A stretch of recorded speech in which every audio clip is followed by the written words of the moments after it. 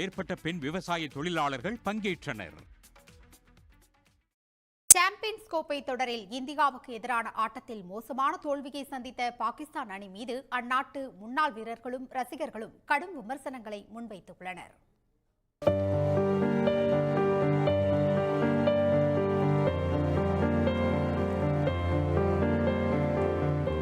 Dubai மைதானத்தில் இந்திய அணி பேட்டிங்கின் தொடக்கத்திலேயே பாகிஸ்தானின் தோல்வி உறுதியானதால் அந்நாட்டு ரசிகர்கள் மைதானத்திற்கு வெளியேயும் தங்களது கோபத்தை வெளிப்படுத்தினர்.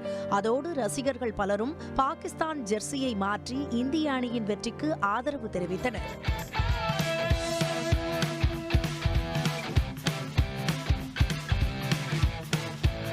பாகிஸ்தான் வீரர்களின் மோசமான ஆட்டத்தால் கொதிப்படைந்த அந்நாட்டு ரசிகர்கள் வெற்றிக்கான எவ்வித முயற்சியும் யுக்தியும் இல்லாமல் களமிறங்கி மோசமான தோல்வியை தழுவியதாக கண்ணீருடன் வேதனையை தெரிவித்தனர். मेरा जो माइंडसेट था कि हमारी टीम एटलीस्ट 315 को टच करेगी, बट हमारी टीम ने तो 250 को भी टच नहीं किया.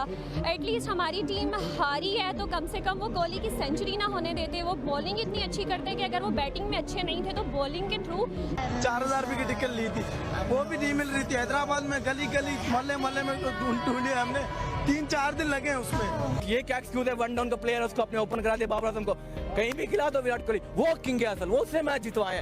बाबर आजम तुमने कौन सा मैच जितवाया मेरी टीम को? துபாய் மைதானத்தில் பாகிஸ்தான் ரசிகர்கள் குழுமியிருந்தாலும் அதில் பெரும்பாலானோர் விராட் கோலியின் ரசிகர்கள் என்பதை அவர் சிக்ஸர் பவுண்டரிகளை விரட்டும் போது உணர முடிந்தது.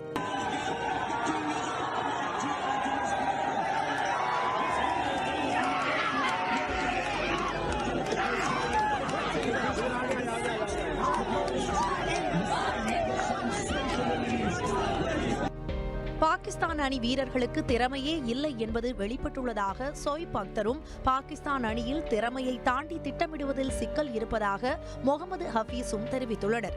சோயிப் மாலிக் பாடல் பாடி அணியை கிண்டல் செய்துள்ளார்.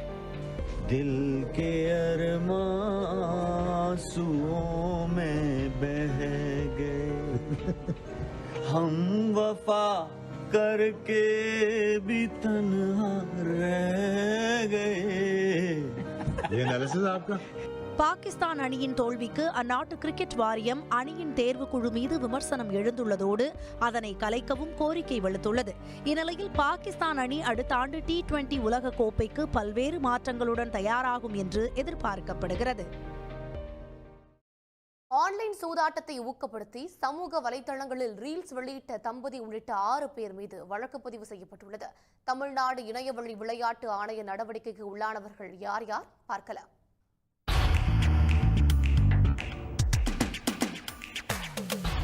தமிழ்நாட்டில் தடையை மீறி ஆன்லைன் சூதாட்டத்தை ஊக்கப்படுத்தி சமூக வலைதளத்தில் ரீல்ஸ் வெளியிட்ட 6 பேர் மீது வழக்கு பாய்ந்துள்ளது. தமிழ்நாட்டில் ஆன்லைன் விளையாட்டுகளை ஒழுங்குபடுத்தவும் சூதாட்டத்தில் ஈடுபடுவோர் மற்றும்